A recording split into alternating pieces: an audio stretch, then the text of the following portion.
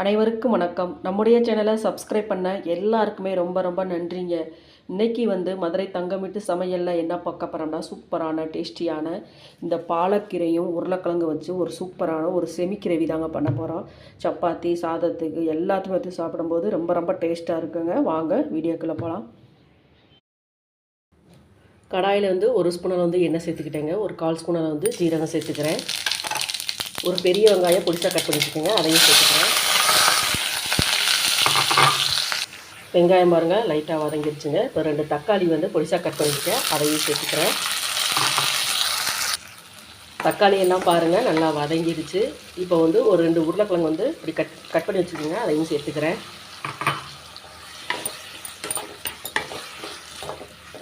உருளைக்கிழங்கு லைட்டாக வதக்கிக்கலாங்க.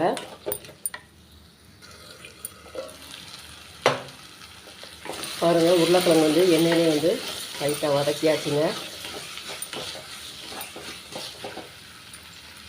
ஒரு 1/4 ஸ்பூனில் மஞ்சத்தூள், ஒரு 1/2 ஸ்பூனில் மிளகாய்த்தூள், 1 ஸ்பூனில் குழம்பு மிளகாய்த்தூள் சேர்த்துட்டேங்க.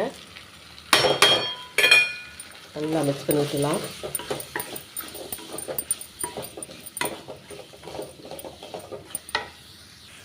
மசாலாத்தூள் எல்லாமே சேர்த்த பின்னாடி எண்ணெயிலே நல்லா வதக்கிட்டேங்க. இப்போ தண்ணி சேர்த்துக்கிறேன். தண்ணி சேர்த்துட்டு நல்லா மிக்ஸ் பண்ணிவிட்டு ஒரு பிளேட் போட்டு மூடிடலாங்க. நல்லா கொதித்து வரட்டும். அந்த மசாலாவோட பச்சை வாசனை எல்லாமே போகட்டுங்க. அப்புறம் நம்ம கீரையை சேர்த்துக்கலாம். ரொம்ப ரொம்ப டேஸ்ட்டாக இருக்குங்க. சப்பாத்திக்கு சாதத்துக்கு எல்லாத்துக்கும் வச்சு சாப்பிட்லாங்க.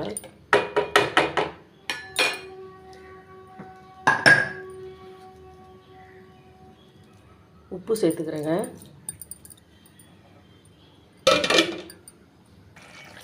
உருளைக்கிழங்கு பாருங்கள் நல்லா வெந்துருச்சுங்க. ஒரு 3/4 பாகத்துக்கு நல்லா வெந்துருச்சு. இப்போ ஒரு 2 பீஸ் அளவு தேங்காயும், ஒரு 1/4 ஸ்பூன் அளவு சோம்பும் சேர்த்து அரைச்சி வச்சுருக்கீங்க, அதை சேர்த்துக்கிறேன்.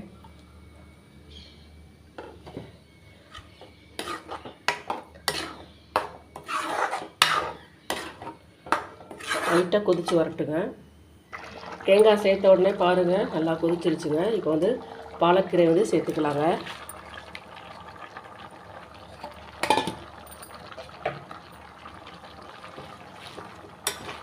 நல்லா மிக்ஸ் பண்ணி விட்டுக்கலாம். கீரையை சேர்த்த உடனே பிளேட் போட வேணாங்க. பிளேட் போடாமலே கொதித்து வரட்டும்.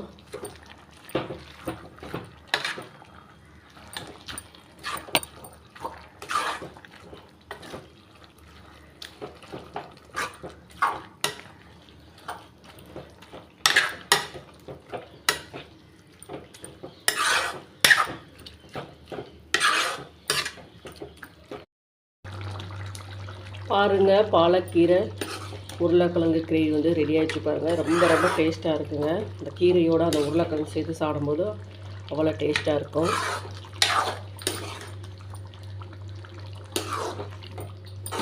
ரெடி ஆகிடுச்சு. ஸ்டவ் ஆஃப் பண்ணிக்கிறேன்.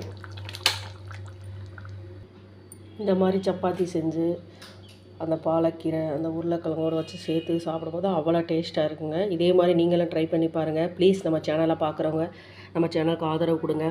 லைக் பண்ணுங்கள், ஷேர் பண்ணுங்கள், கமெண்ட் பண்ணுங்கள், சப்ஸ்கிரைப் பண்ணுங்கள். மறக்காமல் பெல் பட்டனை கிளிக் பண்ணுங்கள். நன்றி, வணக்கம்.